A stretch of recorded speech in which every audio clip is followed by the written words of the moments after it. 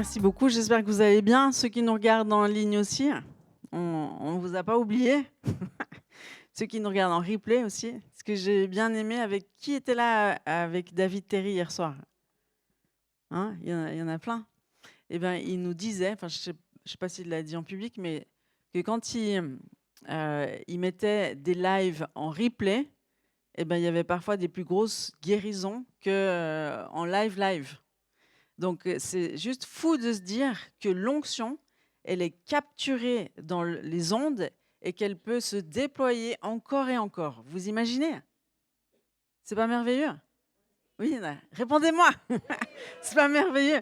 Ça veut dire qu'on pourrait, bah, c'est comme la musique, hein, dans les maisons de prière. Alors, à l'époque, quand on n'avait pas de musique qu'on pouvait écouter enregistrée, eh ben, il fallait faire la musique nous-mêmes et tout, mais de dire que dans la maison de prière, on pourrait avoir de la louange 24 heures sur 24. D'ailleurs, on a essayé, hein, pendant des années.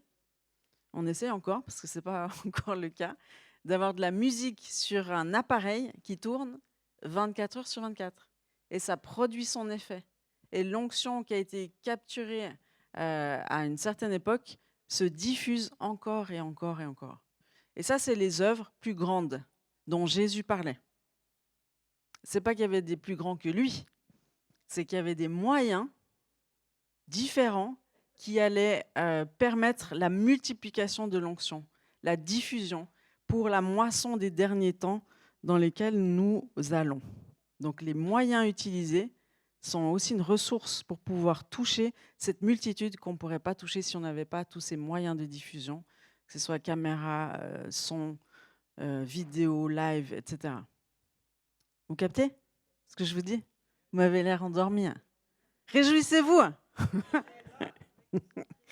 Vous êtes concentrés. Bon, en tout cas, moi j'avais un message simple, parce que c'est bien de revenir à la simplicité de l'évangile, on est d'accord? Hein, on n'est pas plus intelligent quand on complique la parole de Dieu. Ah, elle est meilleure celle-là. Tu avais déjà bu dedans. Bon, on n'avait pas remarqué qu'elle n'était pas tout à fait pleine.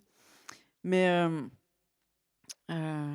donc on était toute la journée à l'Institut de guérison à Genève avec notre cher ami David Terry qui était là hier soir. Et ce matin, on a eu la grâce de l'avoir encore. Et j'ai tellement aimé la simplicité de l'évangile. Et puis ce qu'il disait, c'est que plus il s'approchait de Dieu, plus il passait du temps avec Dieu, plus il était intime en cœur à cœur avec lui, et plus il simplifiait ses messages, simplifiait ses messages, simplifiait ses messages, simplifiait ses messages, pour ne dire que ce que le Père dit. Et pas d'avoir essayé d'être plus intelligent que lui. Hein? On se dit, l'être humain, il se dit, si j'ai un langage vraiment très compliqué, on va penser que je suis très intelligent. Oui ou non? Alors que l'évangile, elle est pour ceux qui ont un cœur d'enfant. Donc il faut utiliser beaucoup de pédagogie pour que le message passe, parce que c'est ça l'objectif. On est d'accord? Que le message passe. Et puis ce soir, donc je prie bien sûr toujours pour savoir qu'est-ce que le Père aimerait vous dire. Hein? Donc déjà, ne faites pas attention à ce que vous avez sous les yeux, parce que sinon on a tendance à juger, oui, mais est-ce que c'est bien correct d'avoir, je sais pas, un habit en velours vert, enfin, vous pouvez être distrait par tous les jugements qui viennent dans vos têtes. Donc concentrez-vous sur ce qui est dit et puis essayez de ressentir dans votre esprit si ça vous parle. C'est ça l'objectif. Donc il y a un enseignement qui est tellement fondamental. Et puis c'est comme le baptême du Saint-Esprit. Des fois, on oublie de prêcher sur le baptême du Saint-Esprit. On pense que tout le monde est baptisé du Saint-Esprit, qu'on parle tous en langue et puis qu'on a tous compris le cadeau que c'était du parler en langue pour s'édifier soi-même, pour prier de manière beaucoup plus efficace, pour vous savez, s'édifier soi-même, c'est pas égoïste, hein, c'est ce que j'entendais ce matin. S'édifier soi-même, c'est prendre de la hauteur et se connecter au Père. Puis quand qui c'est qui a déjà prié en langue plus qu'une heure d'affilée? Ouais, mentez pas, hein. Ouais, quelques-uns. Oui, c'est bien. Est-ce que vous avez remarqué que tout d'un coup, il y a des révélations qui viennent? Oui? Oui. Donc l'exercice du parler en langue, Paul, notre exemple, l'apôtre Paul, disait lui-même, je prie en langue plus que vous tous. Mais c'est vraiment une discipline. Comme chercher la face de Dieu, ça prend du temps. Se placer devant Dieu, ça prend du temps. Puis le temps, c'est de l'argent, mais c'est aussi une offrande à Dieu. Hein, je vous communique 2-3 perles que j'ai récoltées ce matin. D'accord? Pour introduire mon message. Donc, le message de ce soir, c'est les mots sont des armes. Donc, j'aimerais juste vous rappeler ce soir quelque chose de très simple. C'est que dans votre bouche, il y a une puissance pour la vie ou pour la mort. Donc, vous connaissez le proverbe que je répète inlassablement à mes fils quand ils disent genre n'importe quoi. Genre, enfin, je dirais pas. C'est pas très grave parce qu'ils disent pas de gros mots, mes fils. Ça, c'est pourquoi ils disent pas de gros mots. Exact. Et parce que quand ils étaient petits et que si par hasard ils en disaient, qu'est-ce qu'ils devaient faire? Répéter 50 fois les vilains mots, ça ne passera pas par moi. Ok? Vous l'essayez? Puis vous dites, oh, t'es vieux jeu, les gros mots, c'est normal. Oui, mais tu sais que t'es pas normal. T'es appelé à autre chose. Dans le royaume de Dieu, on doit parler les codes du royaume. Et donc, ça veut dire que, vous savez, ce qui sort de notre bouche définit grandement ce qu'il y a à l'intérieur de nous. Oui? Donc, après, je vous donnerai 2-3 profils, mais pourquoi est-ce que la parole dans nos bouches est si puissante? Bon, déjà, la parole de Dieu, hein, c'est celle-là, là. La Torah vivante. C'est qui la Torah vivante? C'est Jésus. La parole de Dieu, c'est Jésus. Il était là dès le début. Au commencement était la parole. Et la parole était avec Dieu. Jean 1, versets 1 à 3. Et la parole était Dieu. Elle était au commencement avec Dieu. Toutes choses ont été faites par elle et rien de ce qui a été fait n'a été fait sans elle. Par la parole. Et puis, comment a été créé le ciel et la terre et tout ce qui s'y trouve? Par la parole. Il y a des bons élèves là au premier rang. Genèse 1, versets 1 à 3. Au commencement, Dieu créa les cieux et la terre. La terre était informe et vide. Il y avait des ténèbres à la surface de l'abîme et l'Esprit de Dieu se mouvait au-dessus des eaux. Donc lui aussi, l'Esprit de Dieu, il était là depuis le début. Dieu dit que la lumière soit et la lumière fut. Donc il a libéré sa parole, Dieu, et il a créé le ciel et la terre et tout ce qui s'y trouve. Il a ordonné, il a séparé les eaux d'en haut, les eaux d'en bas. Il a séparé la terre de l'eau. Il a créé les animaux. Il a créé l'homme et la femme à son image. Hein, quand ils disent, Genèse 1, versets 26 à 27, puis Dieu dit, faisons l'homme à notre image. S'ils disent faisons, ça veut dire qu'ils étaient plusieurs, plus que un. On est d'accord? Faisons l'homme à notre image selon notre ressemblance. Et donc, qui parle? C'est Elohim. Elohim, ça veut dire Dieu pluriel. Dieu pluriel, c'est la Trinité. C'est le Père, le Fils et le Saint-Esprit. Ils étaient là dès le début. On est d'accord? Ensemble. Et c'est les trois, ils nous ont créés à leur image pour que nous dominions sur les poissons de la mer, sur les oiseaux du ciel, sur le bétail, sur toute la terre et sur tous les reptiles qui rampent sur la terre. Dieu créa l'homme à son image, il le créa à l'image de Dieu. Vous voyez les répétitions un peu? Il créa l'homme et la femme. Il répète pour qu'on comprenne bien qu'on a été créé à son image, mais pas les animaux. Parce que les animaux sont différents vu que nous, on est appelés à dominer sur eux. Oui ou non?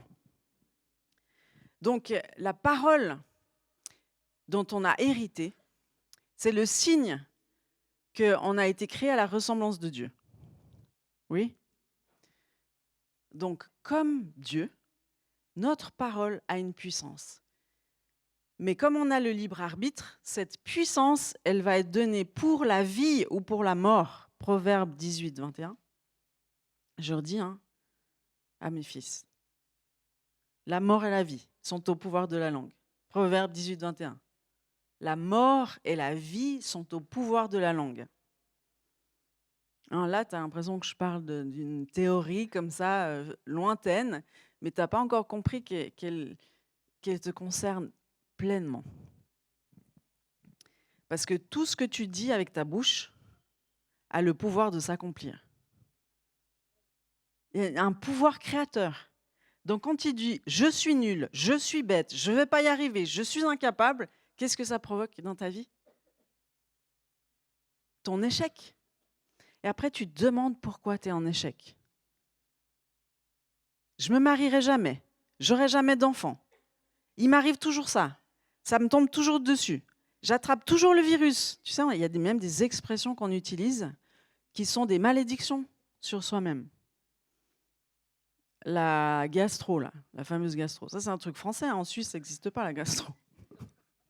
Moi, j'ai entendu parler de la gastro quand on est arrivé en France. Tous les enfants avec la gastro. C'était normal. Ton enfant, il vomit tout le temps, c'est normal. J'étais là, ben, les miens, ils vomissent pas.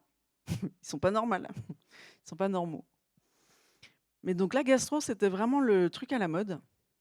Et puis, on disait, je me chope les virus ambiants, quoi. Mais il faut que tu prennes conscience, en fait, que ce qui sort de ta bouche, c'est pour ça que la parole de Dieu, elle dit, il faut écouter plus que tu parles. Il faut parler peu. Celui qui parle beaucoup pêche beaucoup. Tu sais, c'est Proverbes. Donc tu dois faire attention à ce que tu dis. Comment tu le dis? Tout le langage qui est connecté à la saleté, à l'impureté sexuelle, ne peut pas sortir de ta bouche. Ça ne passera pas par moi. Parce que moi, je suis ambassadeur de Christ, ambassadeur de la vie. Donc, je ne peux pas faire passer dans ma bouche certaines choses. On est d'accord? Hein? Oui. Donc, vous dites, elle nous fait la morale ce soir, c'est pas drôle. Mais je vous avertis que vous preniez conscience, en fait, de ce qui sort de votre bouche. Non seulement ce qui sort de votre bouche a un impact sur vous-même, mais bien sûr sur les autres. Donc ça veut dire que les paroles qui sont prononcées sur vous aussi ont de l'impact. Vous avez remarqué que quand vous allez chez le médecin et qu'il pose un diagnostic, c'est-à-dire qu'il parle un diagnostic sur vous, genre vous avez le cancer, madame, tu penses que ça te fait quel effet? Ça va provoquer des angoisses, des insomnies, du doute, de l'incrédulité. Ça va provoquer toutes sortes de choses parce que c'est pas anodin. Donc il faut apprendre, comme Émilie, je ne sais pas si vous avez entendu son témoignage, quand on lui a dit votre enfant, madame, c'était après l'échographie, votre enfant, madame, n'a pas de nez, donc il faudrait ne pas poursuivre la grossesse. Et puis donc elle sentait que le Saint-Esprit lui demandait de réagir. Parce que c'est comme si c'était des flèches lancées sur elle. Et puis tu sais, quand tu restes en silence, c'est comme si tu acquiesces ce qui est dit. Donc à un moment donné, tu dois riposter. C'est comme tu dois lever ton bouclier et dire stop, ça, ces paroles-là ne m'atteindront pas. Et donc le Saint-Esprit lui a dit retourne la voir. Elle était sur le point de sortir. Retourne la voir et dis-lui mon fils aura un nez parfait. Et c'est exactement ce qui s'est produit. Tu veux voir des choses se produire, déclare-les. C'est le principe de la prophétie. Mais déclare ce que tu sais, ce que Dieu dit. Donc c'est pour ça, David Terry nous disait, si tu n'as pas la profonde conviction que Dieu veut te guérir, mais tu seras là incrédule. Tu n'auras pas l'aplomb pour commencer à guérir les malades, à leur imposer les mains. Tu comprends? Que tout provient de tes croyances profondes. Donc là, j'essaye de renouveler ton intelligence, Romains 12, 2, qu'on cite inlassablement. Ne vous conformez pas au siècle présent, mais soyez transformés par le renouvellement de l'intelligence, afin que vous sachiez quelle est la volonté de Dieu, ce qui est bon, agréable et parfait. Si tu n'es pas renouvelé dans ton intelligence, tu ne sais pas quelle est la volonté de Dieu. C'est grave. Donc effectivement, il y a des gens qui prient des prières inefficaces parce qu'elles ne sont pas en accord, genre Seigneur, si tu veux bien, trouve-moi un travail. Seigneur, si vraiment tu penses que je mérite, guéris-moi. mais tu n'as pas compris que Dieu, c'est un bon papa. Donc tu dois premièrement être renouvelé dans ton intelligence à ce propos. C'est la première case, l'adoption. On en parlait du parcours d'adoption. La première case, c'est la révélation que Dieu est bon et qu'il t'aime. Donc tu dis, c'est bateau. Et c'est bateau parce que tu ne l'as pas expérimenté. Parce que si tu l'avais vraiment expérimenté, l'amour du Père, tu voudrais plus. Et tu te dirais, ben ça, c'est la chose la plus extraordinaire qui existe au monde. Et je n'irai vers aucun autre que lui. Tu vois? Mais si c'est intellectuel, puis on t'a dit Dieu est bon, mais que tu n'as pas eu l'expérience, la rencontre avec le Père, ben ça va être difficile de changer cette croyance-là. Oui ou non? Oui. Donc, je vous rappelle, j'aime bien le rappeler, en fait, on ne descend pas du singe. Les animaux n'ont pas la parole. Nous ne sommes pas des animaux. Parce que si on croit qu'on est des animaux, on se comporte comme des animaux. Oui? Si tu crois que tu es maladroit, tu te comportes comme un maladroit. C'est pour ça qu'il ne faut pas dire à ces enfants qui sont maladroits de nature, vu qu'un enfant est naturellement maladroit, oui ou non? Donc on ne va pas lui dire: «Ah mais tu es vraiment maladroit, toi, non, tu es maladroit, toi tu es maladroit». Puis du coup, il est maladroit, c'est sûr, parce que tu l'as étiqueté comme ça. Tu vois? Mais naturellement, l'ennemi va te pousser à dire le truc qu'il faut pas. Tu as remarqué? Parce que c'est comme, c'est comme une gâchette qui sort de ta bouche pour atteindre l'autre. Donc on a tous reçu des balles en plein cœur, oui ou non? À travers des paroles qui ont été prononcées sur nous. Par nos parents qui ont une grande influence sur nous. C'est pour ça que les plus grandes blessures dans nos vies viennent de nos parents, qu'on est appelé à honorer, certes, mais pourquoi les plus grandes blessures viennent de nos parents, les amis? Parce que c'est ceux qui devaient répondre à nos besoins les plus profonds. Besoin d'appartenance, besoin d'amour, besoin de protection, besoin de provision, tout ça, tout ça. C'est pour ça. C'est pas parce que les parents, on les bénit, mais c'est important de reconnaître qu'est-ce que ça a semé dans ma vie et comment ça a influencé mes croyances profondes. Parce que mes croyances profondes impliquent tous mes comportements. C'est-à-dire tout ce que je fais dans ma vie, toutes les décisions que je prends, elles viennent de mes croyances profondes sur les finances. Hein, les finances? Tu savais que les finances sont directement connectées avec le Père? Nous, vendredi matin, on a vécu des magnifiques percées, hein, les équipiers de prière qui étaient là. Magnifiques percées quand on a demandé au Saint-Esprit de nous montrer quelles étaient les blessures du Père attachées aux finances.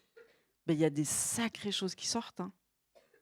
Puis on ne se rend pas compte. Imagine, tu as un père qui dépensait tout son argent dans l'alcool ou dans les jeux, et puis il laissait sa famille sur le carreau. Et après, tu vas te débattre toute ta vie pour essayer d'engranger pour pas manquer. La peur de manquer, ça te fait engranger pour rien. Ou dépenser, parce que tu as peur de manquer à un moment donné. Ou alors tu es avare, tu dépenses rien, tu n'achètes rien, ni à ta femme, ni à tes enfants, parce que tu es sec. Tu as peur. Mais on a chanté avant à la louange, c'est quoi l'antidote de la peur?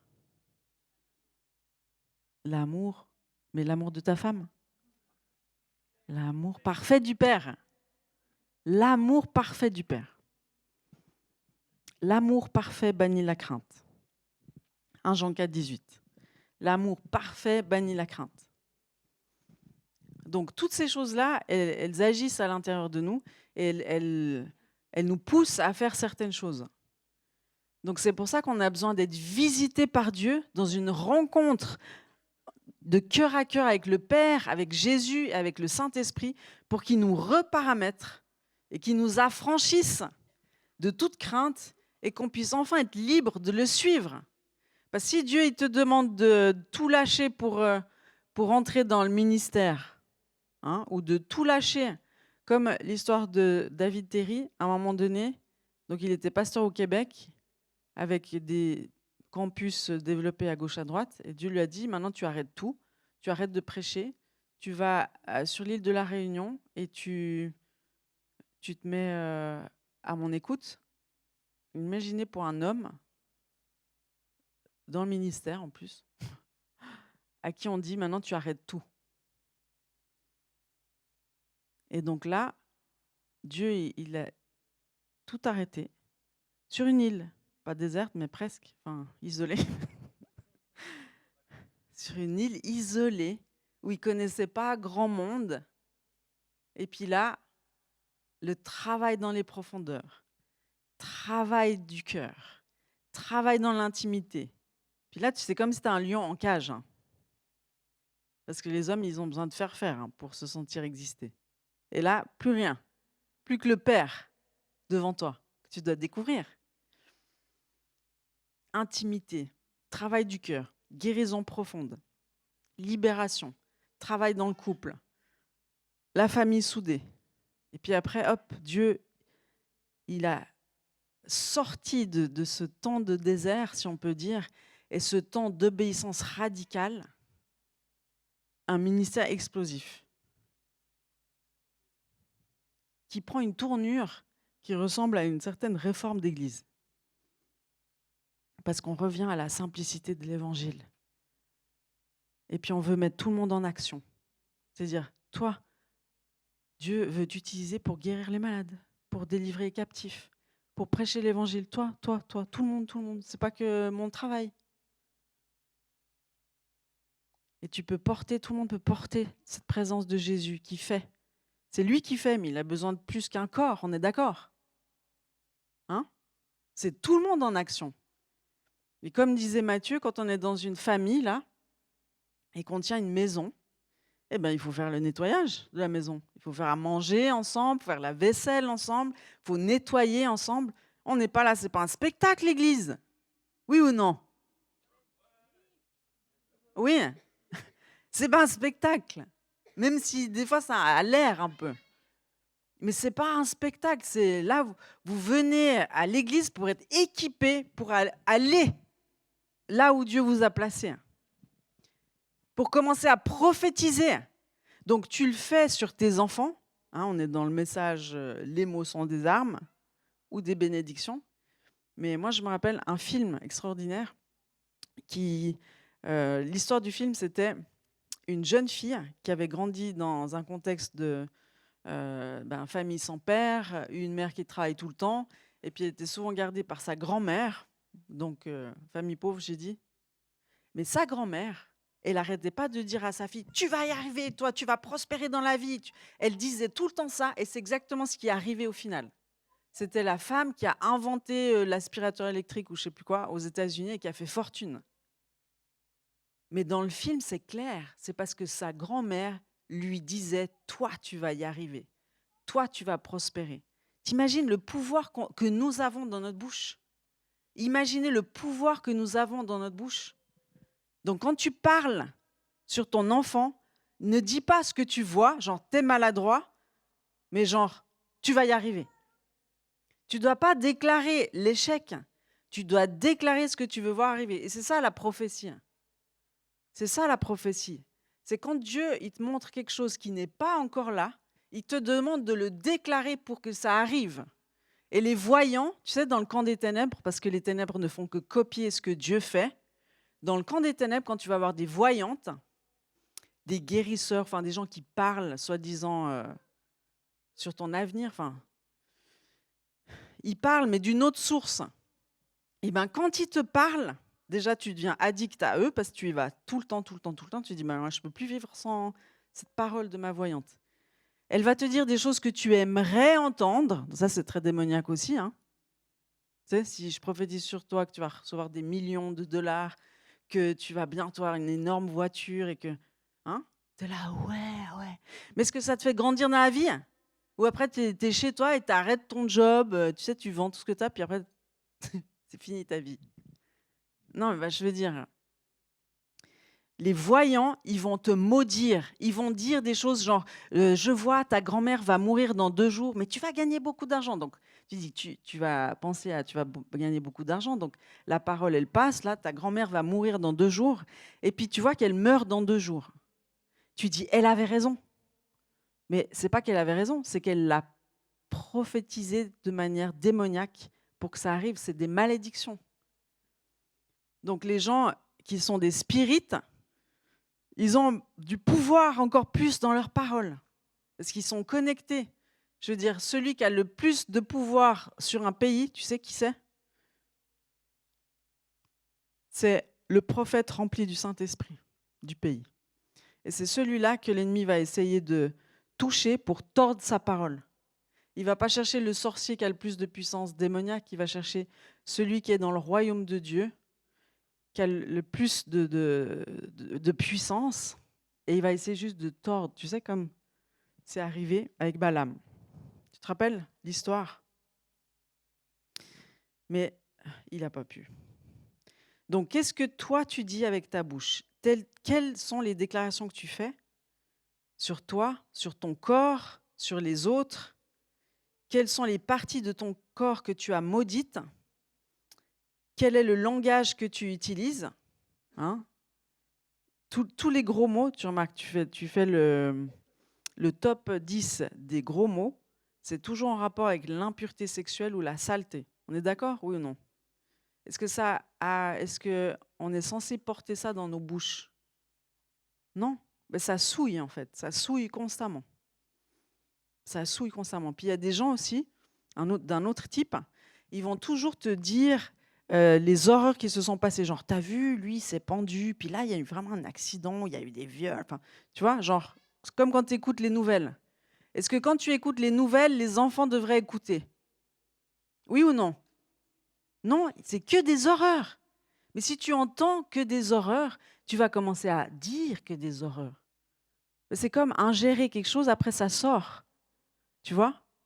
Pourquoi la parole de Dieu nous dit ceci? Philippiens 4, verset 8.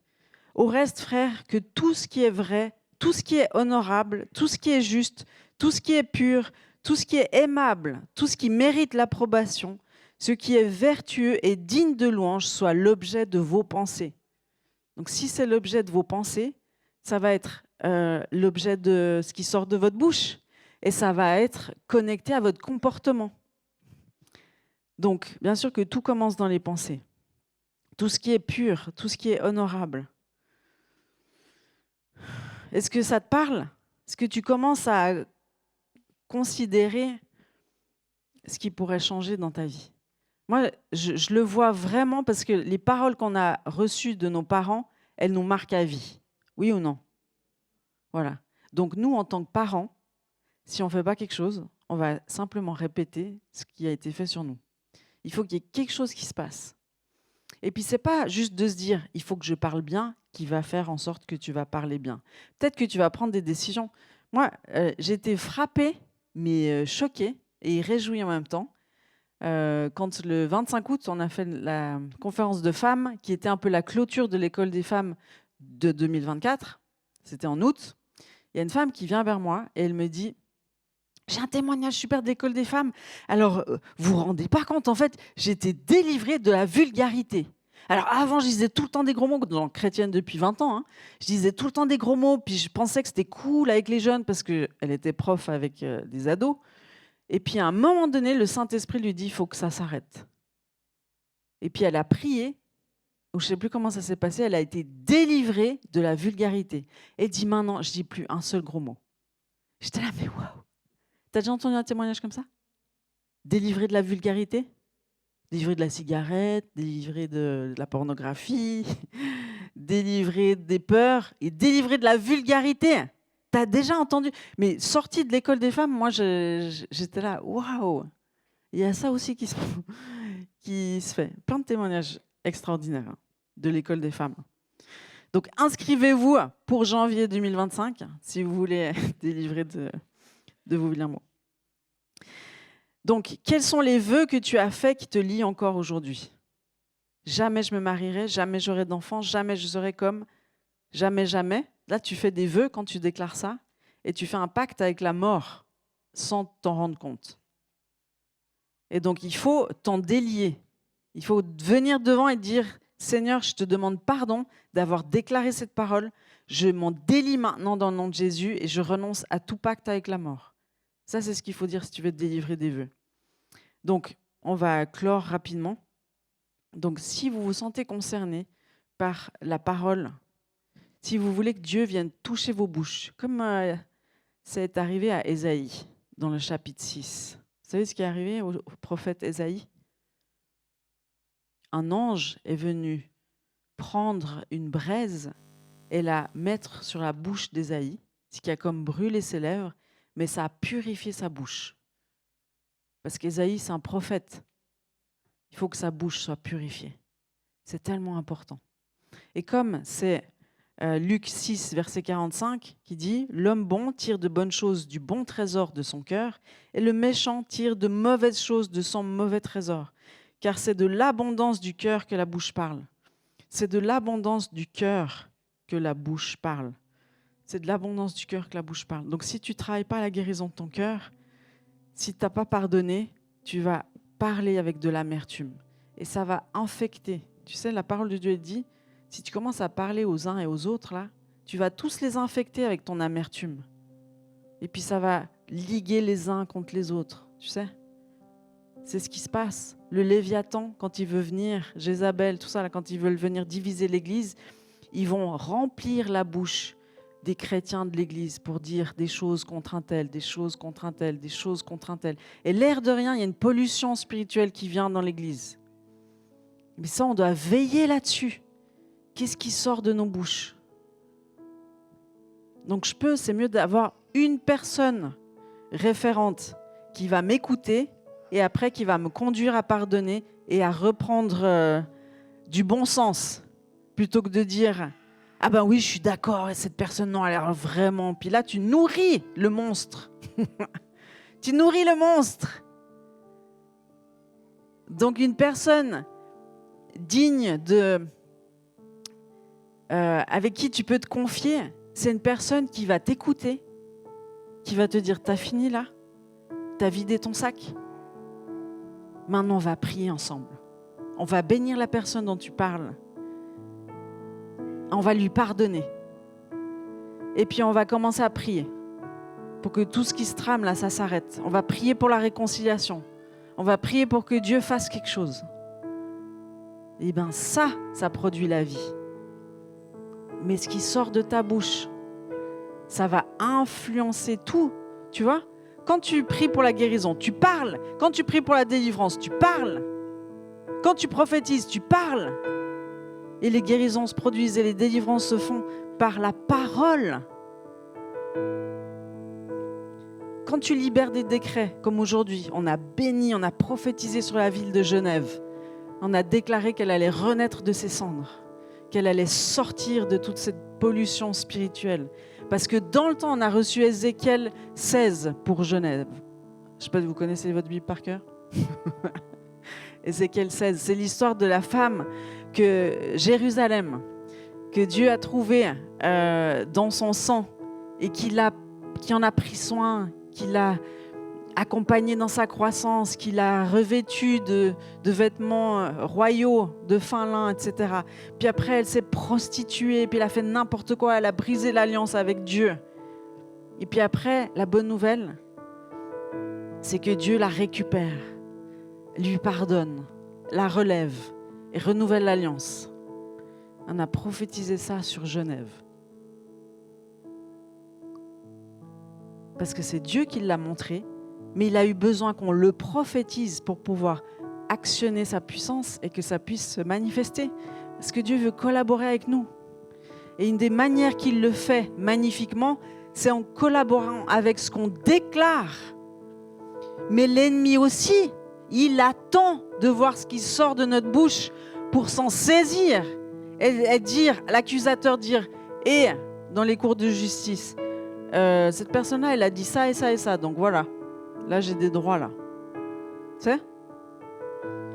Quand tu fais du spiritisme, quand tu fais des choses spirituelles, c'est tu déclares, tu invoques des esprits, c'est par ta bouche que ça se produit. C'est puissant. Tu actives le monde invisible avec ta bouche. Tu actives le monde invisible avec ta bouche. Mais quel monde veux-tu activer ? Le royaume de Dieu ou le royaume des ténèbres ? Mais ce n'est pas parce que tu es chrétien que automatiquement c'est le royaume de Dieu que tu actives avec ta bouche. C'est le fruit de ta parole, tu sais. C'est celui-là que tu vas manger.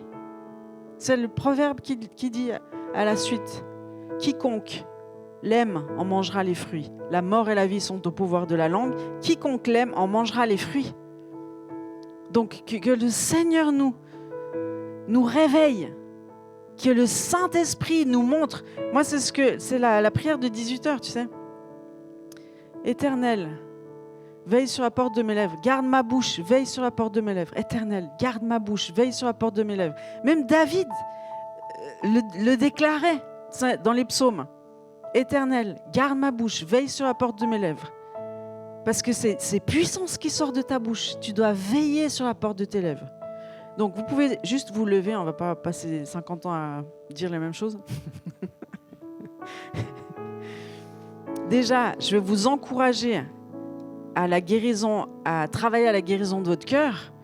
Parce qu'un autre proverbe 4, 23 dit « Garde ton cœur plus que toute autre chose parce que de lui proviennent les sources de la vie. Garde ton cœur plus que toute autre chose parce que de lui proviennent les sources de la vie. » Et c'est de l'abondance du cœur que la bouche parle. C'est de l'abondance du cœur que la bouche parle. Donc, travaille ton cœur. Ésaïe 61. « L'Éternel m'a oint pour guérir les cœurs brisés. » Et pour en faire des térébintes de justice, une plantation de l'Éternel pour servir à sa gloire. Dieu veut t'utiliser pour servir à sa gloire. Il veut utiliser ta bouche, il veut utiliser ton corps, que tu puisses te déplacer, que tu puisses commencer à dire des choses qui portent la vie à tes collègues de travail. Tu vas leur dire des choses qui portent la vie. Même de dire « ça va aller, t'inquiète pas ». Juste de dire ça. Tu sais, ça va aller, t'inquiète pas. Ça met du baume au cœur. Alors, Saint-Esprit, moi, j'aimerais déjà que tous ceux qui ont la conscience qu'ils ont été coincés avec les paroles ou de leurs parents ou avec les paroles eux-mêmes, alors que je parle, vous savez, qu'est-ce qui pourrait vous concerner ? Donc, ceux qui ont besoin de renoncer à certaines paroles ou de renoncer à des vœux, venez devant, s'il vous plaît. Tous ceux qui ont reçu des paroles de malédiction sur leur vie, venez devant. C'est quelque chose avec la parole. Si vous sentez que vous êtes appelé à être prophète ou que vous êtes prophète et que vous savez l'importance que la parole a. Bon, de toute façon, on est un peu tous concernés par la parole, vu qu'on parle tous. Et puis j'aimerais aussi que Julien, tu puisses peut-être te tenir pour tous les problèmes de thyroïde, de cordes vocales, de mutisme, tout ce qui concerne la parole, la bouche, la gorge. J'aimerais que vous puissiez recevoir la prière de Julien. Et puis, Michael, j'aurais bien voulu que toi, tu puisses prier pour toutes les femmes qui sentent qu'elles ont été bâillonnées à travers des abus, à travers toutes sortes d'abus. Abus sexuels, verbal, psychologiques, avec vos patrons. Et vous sentez que vous n'arrivez pas à parler. Mais c'est comme un scotch invisible que vous avez sur la bouche. S'il vous plaît, venez vers Michael, elle va s'en occuper. Avec Aurélie, tu peux la soutenir s'il y a du monde aussi. Et puis Mathieu, tu peux aussi peut-être soutenir s'il y a du monde. Venez déjà vers les personnes si vous sentez que c'est...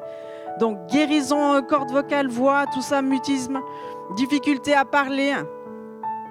Vous pouvez aller vers Julien ou Mathieu. Et puis pour tout ce qui coince là. Et puis Adèle. Est-ce que tu peux venir ? J'aimerais pouvoir Vous pouvez venir vers Adèle si vous avez fait des vœux. Jamais j'aurai d'enfant, jamais. Tu peux venir ici, Adèle. Avec les équipiers de prière, vous pouvez bouger et puis soutenir ceux qui sont désignés. Vous pouvez venir aider Adèle, les équipiers de prière. Tous ceux qui ont fait des vœux. Donc on va briser les pactes avec la mort. Donc, qui c'est qui a fait des vœux? Levez la main. Vous êtes tous ici? Il y en a qui ont fait des vœux qui sont là, qui devraient venir là? Ok. Ben, vous pouvez déclarer juste dans le nom de Jésus. On va le faire faire une activation ensemble. Dans le nom de Jésus, je te demande pardon pour les vœux que j'ai faits. Ce que j'ai dit, puis déclarer. Quand j'ai dit ça, je te demande pardon, Seigneur Jésus. Aujourd'hui, je me délie de ces paroles. Je me délie de tout pacte avec la mort maintenant. Je renonce à ces paroles. Et Seigneur Jésus, viens remplir mon cœur maintenant. Viens ramener la vie en moi. Fais ce que tu veux dans ma vie, Jésus. C'est toi qui décides. Fais ce que tu veux dans ma vie, Jésus. Je me remets sous ton autorité. Et je renouvelle l'alliance que j'ai faite avec toi, Jésus. Alléluia. Merci, Seigneur. Et ceux qui veulent, donc, tu veux prier pour les gens? Ceux qui veulent être délivrés d'un esprit de vulgarité, parce que vous êtes tout le temps en train de dire des gros mots, ils sont les équipés de prière. Allez vers Amanda. Amanda, elle est là. Elle va prier pour tous ceux qui ont besoin d'être délivrés de la vulgarité. Et puis si Christopher, tu peux accompagner Amanda, s'il te plaît. Merci Jésus. Merci Seigneur. Merci Jésus. Est-ce que j'ai couvert tous les sujets?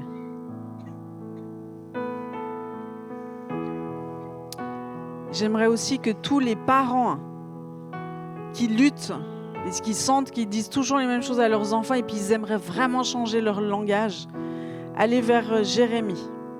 Jérémie, il est là. Tous les parents qui aimeraient recevoir la prière pour que leur langage change sur leurs enfants, allez voir Jérémie, s'il vous plaît, avec Raphaël. Avec Raphaël.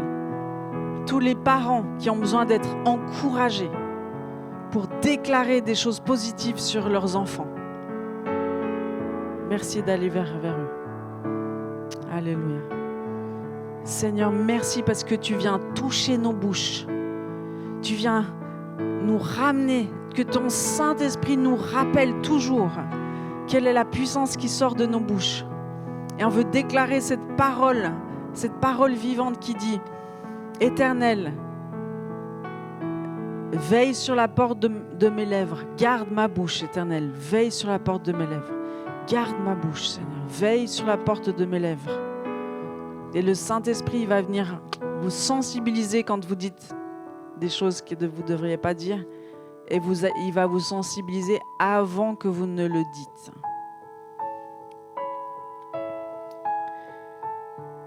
Merci Jésus. Il y a des équipés de prière qui font rien là. Karine, tu peux venir s'il te plaît? Avec une petite équipe là, peut-être Marie. Karine, si tu peux venir là. Et j'aimerais que Karine, avec Marie, tu puisses briser toutes les paroles de malédiction que vous avez reçues de vos parents ou d'autres choses. Tous ceux qui sentent qu'ils ont reçu des paroles de malédiction sur eux, vous venez vers Karine et Marie et ils vont simplement briser ces paroles sur votre vie. Hein? Quand vous entendez encore vos parents dire « t'es qu'un incapable, tu n'y arriveras pas », tout ça, s'il vous plaît, venez vers Karine. Ce soir à la prière. Merci Saint-Esprit. Merci Jésus. Merci Seigneur. Tu réformes ton Église. Tu purifies sa bouche. Tu purifies son cœur. Saint-Esprit, merci, merci, merci Jésus. Merci Saint-Esprit. On bénit tous les parents, on les bénit. Je bénis la bouche de tous les parents pour que vous puissiez prophétiser la vie sur vos enfants, prophétiser le succès sur vos enfants. Merci Seigneur Dieu. Merci Seigneur. Je veux bénir aussi la bouche de tous les prophètes qui sont dans cette salle, ceux qui sont désignés par Dieu. Pas forcément ceux qui sont désignés des hommes, ceux qui sont désignés par Dieu. Vous inquiétez pas, si c'est Dieu, il vous établira au moment convenable. Mais tous ceux qui sont prophétiques, tous ceux qui ont quelque chose de prophétique en particulier, qui sont appelés à parler au nom de Dieu, je prie que votre bouche soit purifiée dans le nom de Jésus, que vos cœurs soient purifiés dans le nom de Jésus, que vous puissiez commencer à vous exercer à déclarer la vie au quotidien, que le Saint-Esprit vous montre comment parler, comment prophétiser aussi sur des lieux. Vous pouvez vous retrouver tout seul dans un champ et Dieu vous dit, comme moi ça m'est arrivé aussi une fois que je tournais autour de l'hôpital, Dieu m'a dit, tu te positionnes là et tu cries « Vie !» Donc j'étais là, j'avais l'air bête. J'ai fermé les yeux, ça aide. Et puis j'ai dit « Vie !» Donc Dieu va vous utiliser pour prophétiser dans des lieux en particulier. Faites-le. Il y a de la puissance qui sort de vos bouches. Merci Jésus. Et je veux bénir les enfants aussi, tous ceux qui ont un appel prophétique ou un appel de prophète. Seigneur, je prie que tu les exerces à manier l'arme qui est leur bouche. Seigneur Dieu, montre-leur à quel point c'est important ce qui sort de leur bouche, qui ne parlent pas de certaines choses, qui ne fréquentent pas certains groupes de personnes. Parce que les mauvaises fréquentations corrompent les bonnes mœurs. Merci Jésus. Merci Jésus.